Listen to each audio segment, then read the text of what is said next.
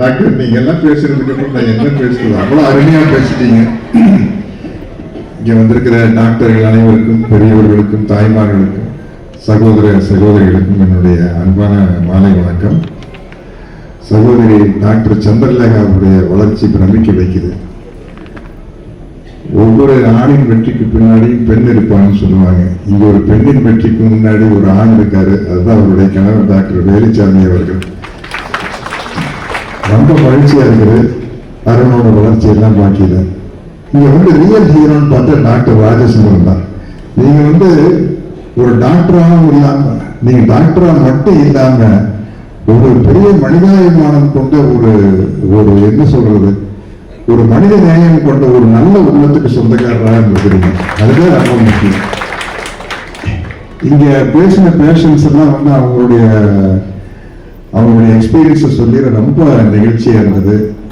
அவங்களுடைய அனுபவம் உண்மையிலேயே தைரியமா நம்ம அந்த பேஷன்ஸையும் பாராட்டலாம். ஏன்னா அந்த தைரியம் உங்களுடைய நோய் குணமாகிறது ஒரு முக்கியமான காரணம். நம்ம அப்செட் ஆயிட்டோம்னு வச்சுக்கோங்களேன், அது உண்மையிலேயே ரொம்ப கஷ்டமான விஷயம்.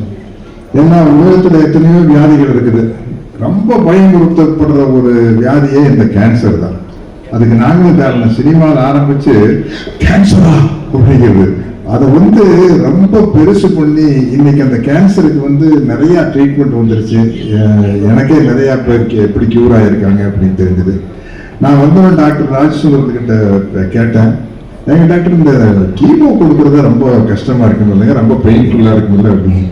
இல்லைங்க, நீங்க இன்னும் அம்பாசிடர் காலத்துல இருக்கிறீங்க, இப்ப ரொம்ப டெவலப் ஆகி டெஸ்லா லெவலுக்கு வந்துருச்சுங்க. கீமோ முதல் மாதிரி எல்லாம் அவ்வளவு பெயின்ஃபுல்லா இருக்காது அப்படின்னு ஒரு பாமரனுக்கு எப்படி சொன்னா புரியுமோ அப்படி சொல்லி புரிய வச்சாரு. ஒரு ஹாஸ்பிட்டல் அப்படிங்கிறது அங்க வர்ற பேஷண்ட்ஸ் எந்த அளவுக்கு குணமாய் போறாங்க அப்படிங்கிறது அதனுடைய சக்சஸ் ரேட்டு. பொதுவாக நான் யோசிப்பேன், ஒரு ஹாஸ்பிட்டல் திறப்பு போய் இந்த ஹாஸ்பிட்டல் ஒவ்வொரு வளரணும்னு வாழ்த்துனா என்ன தப்பா போயிருந்தா நிறைய பேஷண்ட்ஸ் வரணும் அப்படிங்கிற மாதிரி ஆயிரும். அப்ப என்னன்னா மக்களுக்கு நடுவில் நிறைய நோய் வரணும்னு சொல்ற மாதிரி ஆயிரும். ஆனா அப்படி இல்லை. நோய் வருதும் வராததை தடுக்க முடியாது. இன்னைக்கு இருக்கிற என்விரான்மெண்டல் சிஸ்டத்துல எத்தனையோ விதமான நோய்கள் வர்றதுக்கான வாய்ப்பு இருக்குது. அப்போ கரெக்டான ஹாஸ்பிட்டலுக்கு வரையில அங்க குணப்படுத்துற அந்த சக்சஸ் ரேட்டை பொறுத்துதான் ஒரு ஹாஸ்பிட்டல் பெரிய மரியாதை வரும். அது இந்த ஐஸ்வர்யா ஹாஸ்பிட்டல் மேல வந்திருக்குது. ஏன்னா முதல்ல ஐஸ்வர்யா ஃபெர்டிலிட்டி சென்டர் ஆரம்பிச்சு இன்னைக்கு பெரிய அளவுல மல்டி ஸ்பெஷாலிட்டி ஆகி இன்னைக்கு ஒரு கேன்சர் இன்ஸ்டியூட் ஆரம்பிக்கிறாங்க.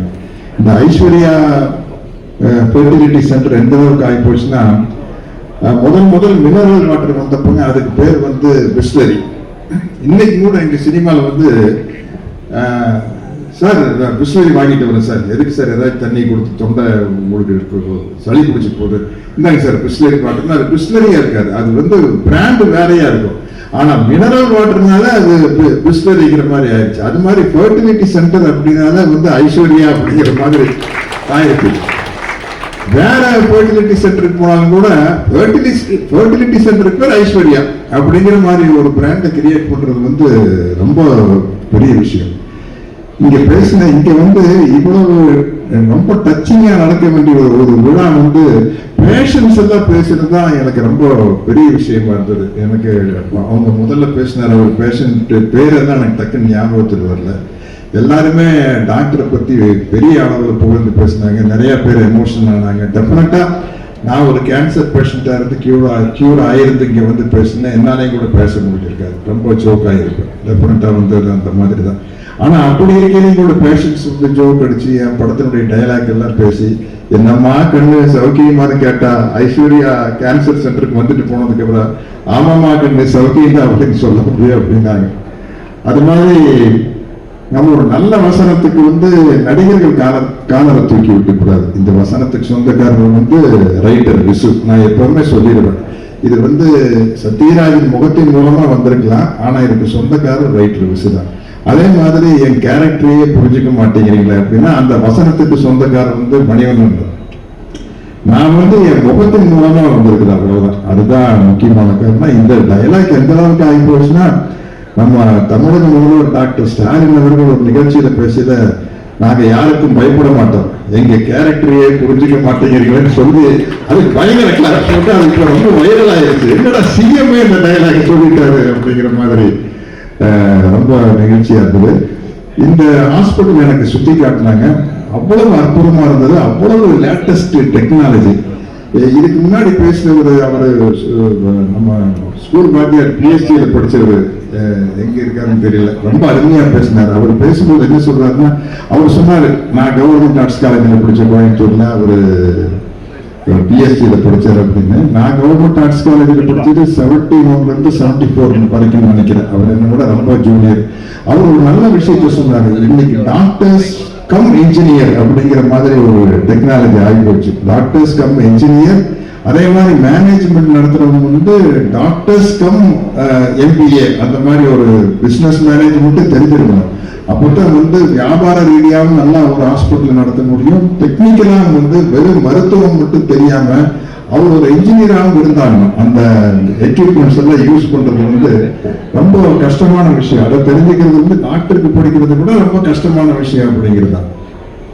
ஏன்னா இன்னைக்கு வந்து இப்போ ஒரு கேமராமேன் இருக்காரு, நம்ம மேடம் பேசினாங்க பூவடி வாசல்ல கேமராமேன் பாபு சாரை பத்தி. இப்போ ஒரு கேமராமேன் இருக்காருன்னா அன்னைக்கு வந்து பிலிமில் எடுத்தோம், இன்னைக்கு வந்து டிஜிட்டல், இன்னைக்கு வேற என்னென்னமோ விதமான எக்யூப்மெண்ட்ஸ் வந்தாச்சு. இந்த ட்ரோன் வந்துருச்சு, பலவிதமான கேமரா. நானே ஒரு ஷூட்டிங் போகிறதே புதுசா கேமரா பார்க்குறேன். அப்போ இந்த கேமராமேன் வந்து ஒரு நல்ல திறமையான ஒளிப்பதிவாளராக இருந்து ஒரு கற்பனை வளம் இருந்தா மட்டும் பத்தாது, இந்த எக்யூப்மெண்ட்ஸ் எல்லாம் ஹேண்டில் பண்ண தெரிஞ்சிருக்கணும். அது ரொம்ப முக்கியமான விஷயம். ஆனா எதுவுமே ஹேண்டில் பண்ண தெரியாம ஓரளவுக்கு நடிச்சா மட்டும் போகணும்னு இருக்கிறது நாங்க தான். எங்களுக்கு எந்த பிரச்சனையும் இல்லைங்க. யாரோ டைலாக் எழுதி கொடுத்துருவாங்க, அது எந்த கேமரால எடுத்தா என்ன, பிலிமில் எடுத்தாங்க, டிஜிட்டல் எடுத்தாங்க, எதுல எடுத்தாங்க, நாங்க வந்து ஒழுங்கா மரியாதையா நடிச்சுட்டு போயிட்டோம்னா வேலை முடிஞ்சது, அவ்வளவுதான். அதுவும் இனிமே சரியா நடிக்கலன்னா ஏஐல கரெக்ட் பண்ணிடுவாங்கன்னு நினைக்கிறேன். ஏன்னா எனக்கு ஒரு இப்போ ஹிந்தி படத்துல ஒரு ஹிந்தி படம் கேட்டாங்க, நான் சொன்னேன் எனக்கு தமிழை தவிர எதுவுமே லாங்குவேஜ் தெரியாது சரியா. எனக்கு தெரிஞ்சதுல 1.5 லாங்குவேஜ் தான், ஒரு தமிழ், அரை இங்கிலீஷ். இதை வச்சுதான் வாழ்க்கை நடத்திட்டு இருக்கிறேன். 1.5 லாங்குவேஜ் தாங்க எனக்கு தெரியும், ஹிந்தி என்னால் பேச முடியாது அப்படின்னா. இல்லை சார் நீங்கள் வந்து தமிழ்லேயே பேசுங்க சார், ஏஐ வச்சு கரெக்ட் பண்ணிக்கிறோம் அப்படிங்கிறாங்க. அதனால இனிமே வந்து தனியாக ஒரு அக்ரிமெண்ட் போடணும்னு நினைக்கிறேன். எங்களை நாங்கள் தான் நடிப்போம், எங்களுக்கு கூட வேற யாரும் நடிச்சிடக்கூடாது. டியூப் போடுறதுக்கு அந்த காலத்துல வேற விஷயம். அது வந்து அதுக்கு அது வந்து அந்த எக்ஸ்பர்ட் தான் பண்ண முடியும். இப்போ உதாரணத்துக்கு ஒரு ஹீரோயின்ஸை காட்டுறதுக்காக ஒரு கண்ணாடி இருக்கு, ஓடி வந்து ஹீரோ டைவ் அடிச்சு அந்த கண்ணாடி உடைச்சிட்டு உள்ள வந்து ஹீரோயினை காப்பாற்றுவார். வெளியில காரியங்கள் இருக்கு, அனுத்தனை திறந்து விட்டு இருப்பாங்க. இல்ல சொல்றேன், அந்த கண்ணாடி உடைச்சிட்டு வந்தா ஒரு சவுண்ட் எல்லாம் போட்டு டனக் போட்டு உள்ள வந்து அப்படி ஒரு டிஷ்யூடைய வந்து ஒரு ஹீரோயிசமா இருக்கும். அதுக்கு வந்து அதுக்கு ட்ரைனிங் வேணும். அப்ப நாங்க என்ன பண்ணுவோம்னா கண்ணாடி வரைக்கும் ஓடி வருவோம், அங்கிருந்து கட் பண்ணி ஒரு டியூப் கண்ணாடி உடைச்சிட்டு குதிப்பாரு. கண்ணாடி அவரு உடைக்கிறதுக்கு ஒரு டெக்னிக் இருக்கும். அந்த பெரிய கண்ணாடிக்கு ஒரு பர்டிகுலர் ஒரு ஸ்பாட் இருக்கும். அங்க ஒரு ஃபைட்டர் வந்து ஒரு சுத்தியை வச்சுட்டு கரெக்டா அந்த இடத்துல இவர் வர்றதுக்கும் இதை உடைக்கிறதுக்கும் கரெக்டா செட் ஆச்சுன்னா இவர் மேல கண்ணாடியை குத்தாம எந்த கீழலும் பண்ணாம அந்த கண்ணாடி உடைச்சிட்டு அந்த பக்கம் போயிடுவாரு. அதுக்கப்புறம் நாங்க வந்து கண்ணாடிக்குள்ள கீழே கொஞ்சம் பெரிய பெரிய கல்கண்டெல்லாம் போட்டு வச்சிருப்பாங்க. அந்த இடத்துல ஒரு குட்டிக்கரணை போட்டு எந்திரிச்சிட்டோம்னு வச்சுக்கோங்களேன், அதுக்கப்புறம் அந்த கல்கண்டு எடுத்துக்கணும் நம்ம சாப்பிட்டுக்கலாம். இந்த மாதிரி டெக்னிக் எல்லாம் வச்சு நாம வாழ்ந்துட்டு அதெல்லாம் அது மாதிரி வந்து இன்னைக்கு இருக்கிற டெக்னிக்ல வந்து டாக்டர்களா இருக்கிறவங்களுக்கு இந்த அளவுக்கு ஒரு டெக்னாலஜி நாலேஜ் வேணும் அப்படிங்கிறத பத்தி அருமையா சொன்னாரு. இங்க சக்சஸ் ரேட் ரொம்ப நல்லா இருக்குது, அது எனக்கு ரொம்ப மகிழ்ச்சியா இருக்குது. இப்படி ஒரு பெரிய டாக்டர் டீமுக்கு நடுவில் நான் வந்து ஒரு சாதாரண ஆக்டர் வந்து இதை ஓபன் பண்ணி வைக்கிற பெருமை எனக்கு கொடுத்துருக்காங்க. அதுக்கு அந்த என்டையர் டீமுக்கு என்னுடைய நன்றியை தெரிவித்துக் கொண்டு விடைபெறுகிறேன். வணக்கம்.